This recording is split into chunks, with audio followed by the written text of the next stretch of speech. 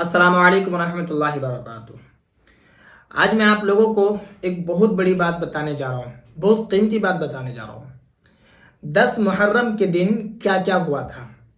ویسے تو ہر کوئی جانتا ہے کہ 10 محرم کے دن یوم عاشوراء کے دن حضرت امام حسین رضی اللہ تعالیٰ عنہ کی شہادت ہوئی تھی۔ یہ ہر کوئی جانتا ہے، اس بات سے کسی کو بھی انکار نہیں ہے۔ ہر کوئی اس بات پر اتفاق رکھتا ہے، اس بات کی تسلیم کرتا ہے، چاہے وہ کسی بھی عقیدے سے تعلق رکھتا ہو۔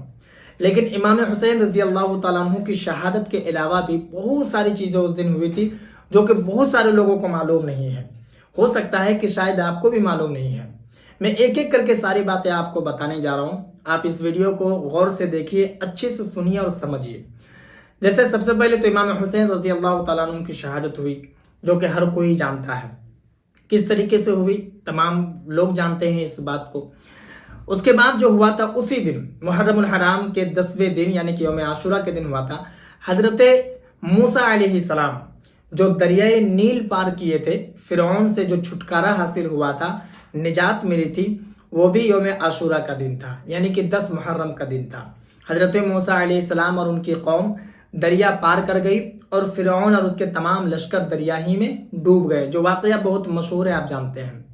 اس کے علاوہ جو نمبر 2 پر ہے، حضرت ادریس علیہ السلام کو بلندی عطا کی گئی تھی، اللہ تبارک و تعالیٰ نے ان کے مرتبے کو بلند کیا تھا۔ اس کے بعد اسی دن 10 محرم کے دن حضرت ابراہیم علیہ السلام کا وہ آگ والا واقعہ آپ نے سنا ہوگا کہ نمرود نے کہا تھا کہ تم ہمیں خدا مانو ورنہ پھر ہم تمہیں آگ میں ڈال دیں گے، ہم خدا ہیں، ہم جسے جو چاہتے ہیں سزا دیتے ہیں۔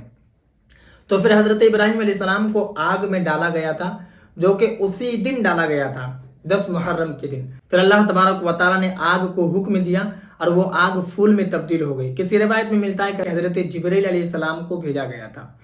اس کے بعد ہے کہ اسی دن 10 محرم کے دن حضرت نوح علیہ السلام کی کشتی، یہ بھی واقعہ بہت مشہور ہے کہ کشتی میں جتنے لوگ سوار تھے تمام لوگ بچ گئے اور باقی لوگ سیلاب میں غرق ہو گئے۔ تو یہ اسی دن تھا، یعنی کہ یوم عاشوراء کا دن تھا، 10 محرم کا دن تھا، جو کہ حضرت نوح علیہ السلام کی کشتی کنارے پر آئی تھی اور جتنے لوگ کشتی پر تھے سارے لوگ بچ گئے تھے، ٹھیک ہے۔ اس کے بعد اسی دن ہوا تھا حضرت موسیٰ علیہ السلام پر توریت نازل ہوئی تھی، جو 4 بڑی کتابیں ہیں، توریت، انجیل، زبور اور قرآن مجید، جو کہ آپ سبھی جانتے ہیں کہ توریت حضرت موسیٰ علیہ السلام پر نازل ہوئی، انجیل حضرت عیسیٰ علیہ السلام پر، زبور حضرت داؤد علیہ السلام پر اور قرآن مجید ہمارے اور آپ کے نبی کریم صلی اللہ علیہ وسلم پر۔ تو یہ 10 محرم کے دن ہی توریت نازل ہوئی تھی حضرت موسیٰ علیہ السلام پر، ٹھیک ہے۔ یہ 10 محرم کے بارے میں بتا رہا ہوں۔ اس کے بعد پھر یہ بھی ہوا تھا اسی دن حضرت یوسف علیہ السلام کو جیل میں ڈالا گیا تھا، مصر کے بازار میں، مصر شہر میں، جو کہ آپ سبھی جانتے ہیں۔ یہ واقعہ بہت مشہور ہے، اگر آپ نہیں جانتے ہیں تو سورہ یوسف جو 12ویں پارے میں ہے آپ اس کا مطالعہ کر لیں، پورا واقعہ آپ کو سمجھ میں آ جائے گا۔ تو اسی دن جیل سے رہائی ان کو ملی تھی۔